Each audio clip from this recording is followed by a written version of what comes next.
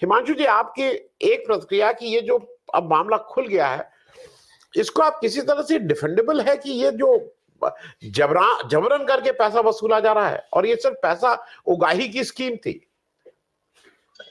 देखिए, बिल्कुल देखिए, नमस्कार आपके दर्शकों को, आपको और वरिष्ठ पैनल में जितने भी लोग हैं सबको। तो ये बात तो क्लियर हो चुकी है कि जिस तरीके से अभी जो न्यूज पॉइंटर्स को स्टडी करते हुए और बॉन्ड्स की जो खरीद की डेट है उसको स्टडी करते हुए ये पॉइंट सेट किए जा रहे हैं। लेकिन आज सुप्रीम कोर्ट ने जो याचिका जो दायर हुई कि इसका अभी हमको बॉन्ड नंबर्स चाहिए, उसके ऊपर सुप्रीम कोर्ट ने कहा है कि 18 तारीख तक ये दे दीजिए। मुझे लगता है कि ये डिटेल्स जब आएगी तो आप बिल्कुल उसको मैच कर पाएंगे, उसके साथ जुड़ी जो खबरें उनको मतलब एक कनेक्ट करके आप करेंगे। हालांकि नितिन सेठी और तपस्या की टीम ने बहुत अच्छा काम शुरू कर दिया है, रिपोर्टर्स कलेक्टिव ने, जिस तरीके से वो रिलायंस के नेटवर्क 18 वाले बंदों की बात लेके आए हैं या रिलायंस की जो सप्लाई कंपनी है उसकी बात लेके आए हैं।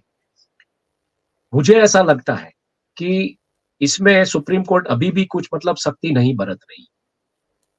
अभी ये वक्त आ गया है जहां पे आपको एसबीआई के चेयरमैन और ये पूरी जो टीम है इसके साथ इसको बता देना पड़ेगा कि बॉस आपकी नौकरी खतरे में है।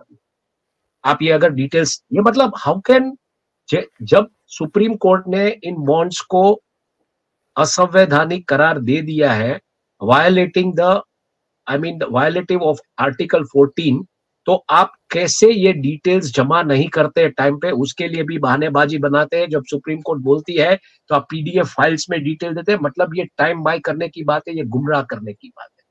और देखिए, मीडिया ने अपने तरीके से जो भी मैच करना था न्यूज हेडलाइंस को लेकर वो कयास बांध ली है, बातें बाहर आ रही है। 330 करोड़ का चंदा एयरटेल कंपनी का लगातार नुकसान कर रही है। इन्वेस्टर्स को क्या जवाब दे? मुझे तो सबसे बड़ी हैरत ये लग रही है कि अभी तक SEBI, securities exchange board of India और रिजर्व बैंक ऑफ इंडिया हरकत में क्यों नहीं आई? इनको आ जाना चाहिए था अभी तक हरकत। ये जितना भी गंदा और गहरा ये पानी करते जा रहे हैं, मुझे लगता है उसके ऊपर ही छींटे उड़ने वाले हैं।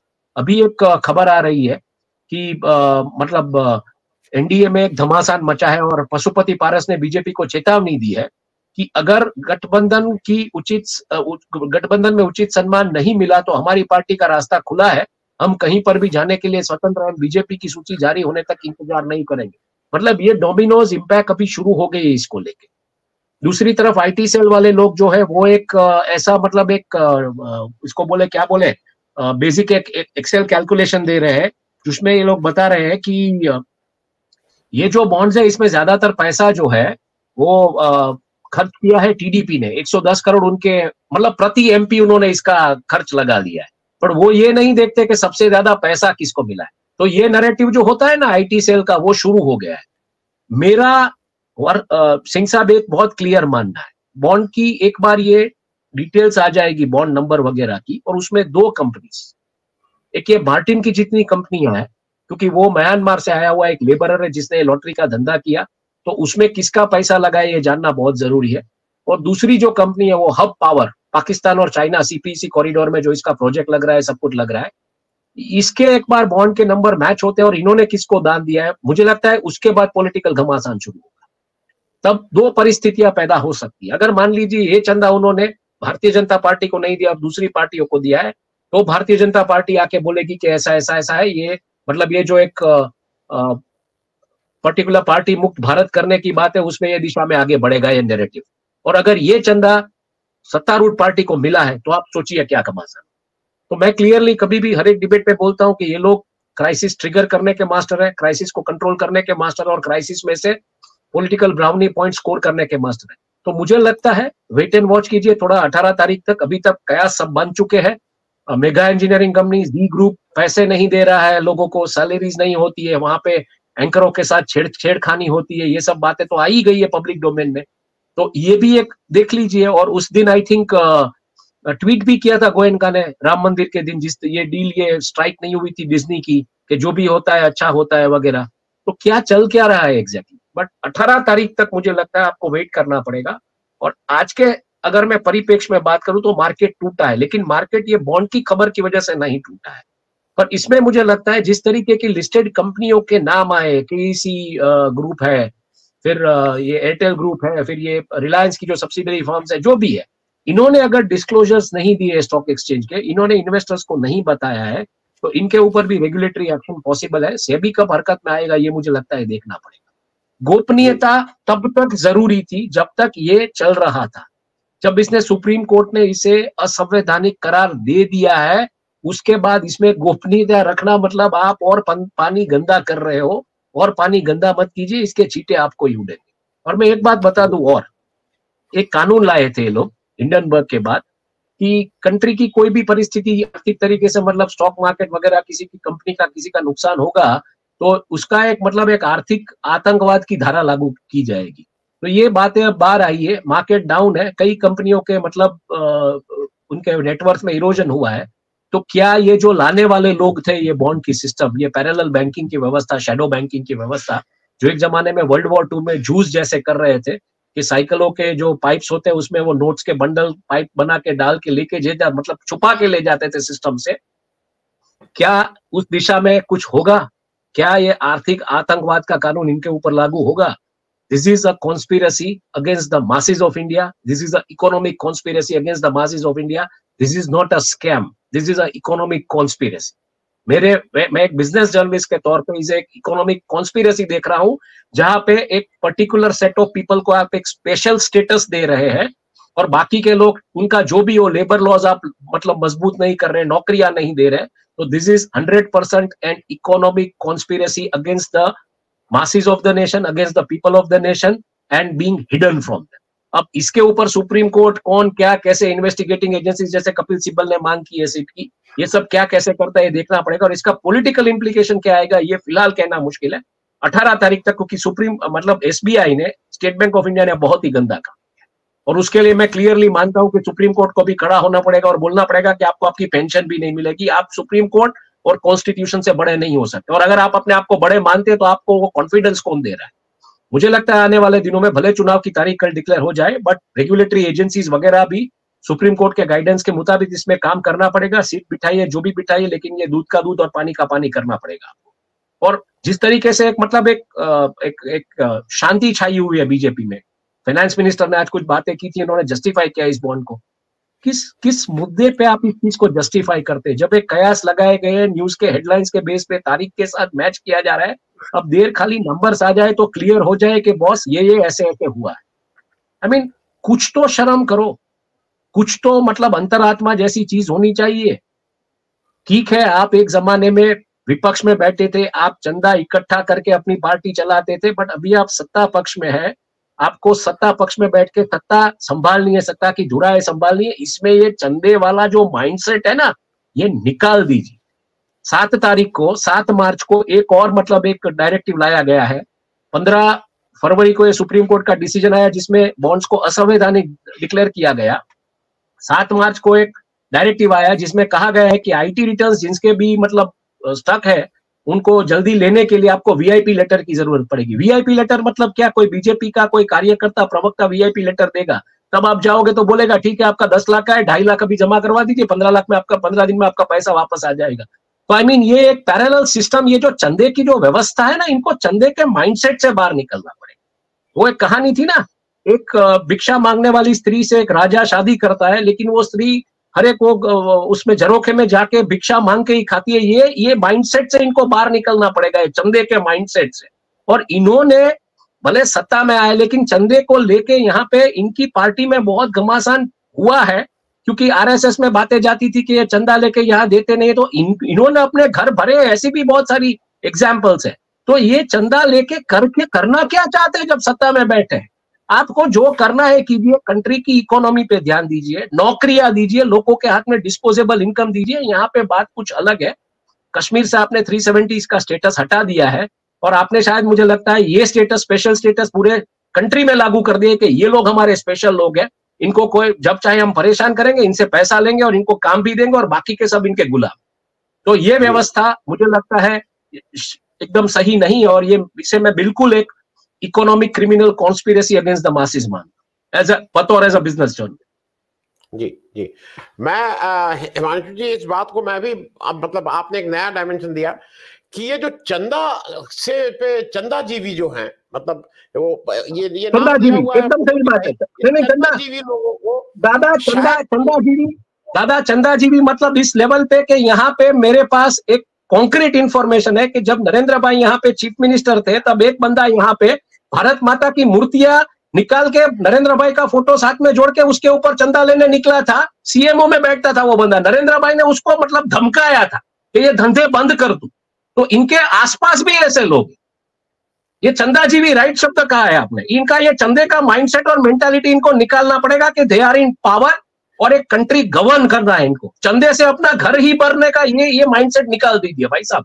एक जमाना था आप सत्ता पक्ष में नहीं थे, चंदा चाहिए था आपको पार्टी चलाने के लिए। अब ये चंदा जो आपने इसको चंदे को और इसको जो करप्शन को एक लीगल और लेजिटिमेट झाबा पहना दिया है ना, वो बहुत खतरनाक है। इसलिए मैं बोल रहा हूँ this is a economic criminal conspiracy against the masses of the country, against the nation. और जब सुप्रीम कोर्ट बोलती है कि भाई इसका हिसाब दीजिए तो देना चाहिए, ये खारा कौन है? दिनेश खारा कौन है? कॉन्स्टिट्यूशन से ऊपर है, सुप्रीम कोर्ट से ऊपर है। पकड़ के लाइए, बिठाइए उसको, और उसकी जो पूरी टीम है उनकी सबकी उनको नोटिस दे दीजिए कि आपकी नौकरी नहीं रही। कल हमारे टैक्स के पैसे से इनकी नौकरी चलती है साहब, क्यों नौकरी देंगे? क्यों हमारे टैक्स का पैसा इनकी नौकरी में जाएगा? बहुत क्लियर बात है ये। जी हिमांशु जी, आपके से जरा दो चीजें जल्दी जल्दी। मैं एक चीज अगर आपको याद हो, ये जो सुप्रीम कोर्ट का ओरिजिनल फैसला आया था, क्योंकि एक बात और हुई है जो मुझे याद है, जब ये 10 या 11 तारीख को फैसला आया था, या उससे पहले जब भी आया था, मेरे ख्याल में जब इनिशियली 23 तारीख को जब फैसला आया था, तो मुझे ठीक से याद है कि सुप्रीम कोर्ट ने कहा था कि इस तारीख तक आप यहां देंगे, 2 हफ्ते के अंदर, फिर 1 हफ्ते के अंदर ईसी देगी। उसमें एक और था कि जो भी बिना भुने हुए ये बॉन्ड हैं वो वापस किए जाएंगे, ये उसमें बिल्कुल साफ लिखा था उस फैसले में। लेकिन अब एसबीआई ने कहा है कि हमने वो बिना भुने हुए बॉन्ड पीएम राहत कोष में दे दिए। जितना मुझे याद है वो उस समय का फैसला बिल्कुल साफ साफ कह रहा था कि ये रिस्पेक्टिव लोगों को वापस किए जाएंगे, इन्होंने उनको पीएम राहत कोष में दे दिया। एक तो अगर आपको याद हो तो इस पे एक टिप्पणी चाहूंगा। दूसरा, ये एक चीज और समझने वाली है कि जो स्टेट बैंक ऑफ इंडिया है, इसका रोल क्या है? ये बार बार अडानी जी को बेल आउट किया है भाई इसने। जब ऑस्ट्रेलिया में इनकी खान लेनी थी तब अडानी जी के लिए एसबीआई की चेयरमैन तब वहां पहुंच गई थी। अगर आपको अभी हाल के दिनों में जब अडानी जी के शेयर गिर रहे थे तो उनको बेल आउट करने के लिए सारे लोग लग गए थे। ये कहीं ना कहीं एक दूसरे से चीजें मिली हैं, जो मुझे लगता है कि हिमांशु जी अभी जितना भी आया है, हम सब लोगों में से सबसे बेहतर जी आनंद जी, मैं बस एक बात कहना चाहता हूं कि कहा यह गया था कि 22,000 से अधिक बॉन्ड है, लेकिन जो दिए गए हैं वो कुल 18,000 कुछ बॉन्ड दिए गए हैं। बाकी बॉन्ड कौन से हैं, किसके हैं, कितने हैं, अभी वो खुलासा होना बचा हुआ है अभी। 22,217 उन्होंने स्पेसिफिक नंबर दिए थे, 22,217। हिमांशु जी, मैं आपसे तो आई थिंक सुप्रीम कोर्ट का ये जो बात थी उसके ऊपर अभी भी मतलब एक क्लैरिटी अभी मिलना बाकी है कि इसका क्या होगा। वो पीएम केयर फंड में चला गया, खैर ठीक है। मैं तो इतना समझना चाहता हूं कि अगर आप इसका बेसिकली, मैंने अपने फेसबुक पे भी लिखा था ये चीज कि 15 तारीख को सुप्रीम कोर्ट ने गुरुवार को ये फैसला दिया, 16 तारीख को शुक्रवार था, 16 तारीख को अगर 15 तारीख को शाम से ही अगर मान लीजिए गुरुवार से ये एसबीआई तैयारी कर लेता तो उनको 75 लोगों को 75 लैपटॉप या 75 कंप्यूटर दे के एक जगह पे बिठा देना था। साथ में 75 लोग ऐसे जो हर एक बॉन्ड वेरीफाई करें, मतलब 15 मिनट की एक साइड की एंट्री, 15 मिनट की दोनों साइड की एंट्री एक्चुअली, बॉन्ड नंबर मतलब आप 22,217 पूरा एक एक्सेल शीट पे ले लीजिए। क्यों मैं ये क्यों कह रहा हूं? क्योंकि आप बोल रहे थे कि डिजिटल डेटा नहीं है, सील्ड एनवेलप्स में यहाँ पड़ा है। मैं मानने के लिए तैयार हूं आपको फिजिकल एंट्री करनी थी, आपके पास डिजिटल डेटा नहीं था। हालांकि आपने आरटीआई में कहा था कि 1.5 करोड़ रुपया खर्चा है डिजिटाइजेशन के ऊपर, इसके मैं मानता हूं नहीं था, फिर भी आपको एंट्री करनी थी। 75 लोग बैठते हैं, 15 मिनट में एक बॉन्ड की एंट्री, 8 घंटे ये लोग काम करते। अगर वो वीकेंड लेते शनि रवि को भी, तो भी 1 घंटे में 4 बॉन्ड की एंट्री होती। 75 लोग अगर 8 घंटे काम करते, 8 घंटे में 32 बॉन्ड की एंट्री होती है। 75 लोग काम करते, 2400 बॉन्ड की एंट्री हो जाती। 10 दिन के अंदर सैटरडे संडे का हॉलीडे लेने के साथ 8 घंटा ही काम करना, 1 घंटा और ज्यादा नहीं। 24,000 एंट्रीज आपकी 1 मार्च को मैच नहीं की हुई तैयार होती। ये सुप्रीम कोर्ट, ये एसबीआई ने नहीं किया है, और that is the crime, that is the conspiracy against the nation. Himanshu, और आप मतलब पीडीएफ फाइल में देते हैं। दूसरा मैं ये चाहूंगा कि अभी क्या है कैसे मुझे पता नहीं, पर जो पार्टीज है उनको ये दो नाम के ऊपर तो प्रेस विज्ञप्ति दे देनी ही चाहिए, जो भी पॉलिटिकल पार्टीज है, कि हब पावर का पैसा और ये मार्टिन का पैसा उनके पास आया है ना नहीं आया। अगर ये एक बार क्लियर हो गया ना तो समझ लीजिए फिर 18 तारीख को जो होना है हो। अगर ये हब पावर का जो कंपनी पाकिस्तान चाइना के साथ है, पुलवामा में जो हमला हुआ, अगर वो एक बार क्लैरिटी आ जाए, अगर ये मान लीजिए हब पावर का पैसा सत्तारूढ़ जो पार्टी है उसके अलावा किसी और को गया है, तो बहुत ही बड़ा पॉलिटिकल घमासान मचेगा और ये उसके खिलाफ जा सकता है।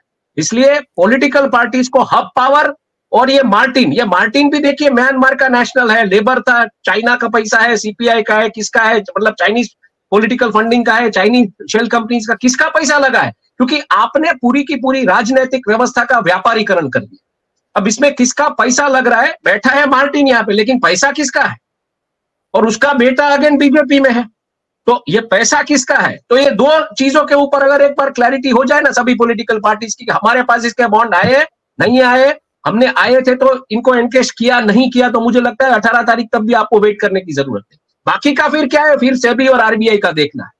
सेबी का क्लियरली देखना है कि डिस्क्लोजर क्यों नहीं किया इन कंपनीज ने।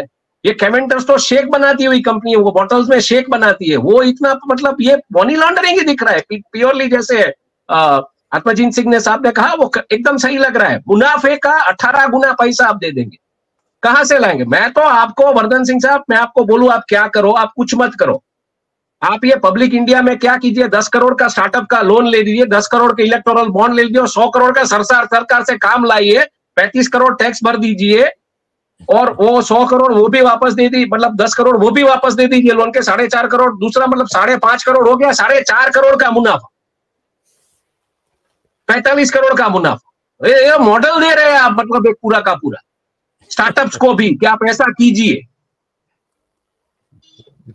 45 करोड़ कौन सा धंधा, 45 करोड़ कौन सा धंधा 365 दिन में देने वाला है साहब? मैं तो आपको सजेस्ट करता हूँ 10 करोड़ लेके बॉन्ड में डाल दीजिए और सरकार को बोल दिया हम आपका सब प्रोडक्शन, फिल्में जो भी बनाना है सब बना देंगे, 100 करोड़ लेंगे, 35 करोड़ टैक्स में चला जाएगा, 35-10 वो लोन का देना है, स्टार्टअप लोन लिया है वो दे दो, 45 करोड़ वो हो गया, 10 करोड़ बॉन्ड में दे दिया, फिर भी 45 करोड़ रुपए का फायदा, 55 करोड़ चला जाए तो भी। जी हिमांशु जी, आपका वो बहुत क्विकली, और मेरे एक दर्शक कह रहे हैं, मैं I am surprise, he says, इनका नाम है sentry man 101, if you think a crime has been committed file a case and prove it. अरे भैया और क्या प्रूव करने की जरूरत है? मतलब ये तो सुप्रीम कोर्ट ऑफ इंडिया कह रहा है ये इलीगल, अनकॉन्स्टिट्यूशनल, गलत है, अब आप कौन सा केस कराओगे? चलिए हिमांशु, एक मिनट, उसका जवाब ये कि डिटेल्स दे एक बार, I mean State Bank of India numbers का डिटेल दे दे, बाद में बहुत सारे केसेस फाइल होंगे, बात वो नहीं है। खैर वो बात है, सर ने जो कहा वही कि आप यहाँ पे क्या करते हैं, हर एक मोहल्ले में आपका माइक्रो बूथ मैनेजमेंट है, आपके पास हर एक नाम लिस्ट ये होता है, तो ये स्टेट बैंक ऑफ इंडिया को ऐसे काम नहीं करती है माइक्रो लेवल पे। कहने का मतलब मेरा ये, भले सुप्रीम कोर्ट ने नहीं मांगा था, एज अ बैंकर आपका ये मॉरलिटी बनता है, रिस्पॉन्सिबिलिटी, ये डेबिट साइड है, ये क्रेडिट साइड है, देख लीजिए बॉस, लेकिन ये भी आपने नहीं। सो तभी हमको डाउट हो गया था, जो जवाब दिया था ना सील्ड एनवेलप्स में, ये आप क्या प्रेसिडेंट सेट कर रहे हैं कि कल को कोई बड़ा उद्योगपति ये बोलेगा कि मेरा खर्चा कहीं और सील्ड एनवेलप्स में पड़ा है और मैंने जो पैसा आया वो कहीं और सील्ड एनवेलप्स में पड़ा है, ये टैली करने के लिए मुझे 1 साल चाहिए, मैं 1 साल के बाद इनकम टैक्स रिटर्न फाइल करूंगा। ठीक, ऐसा हो सकता है क्या?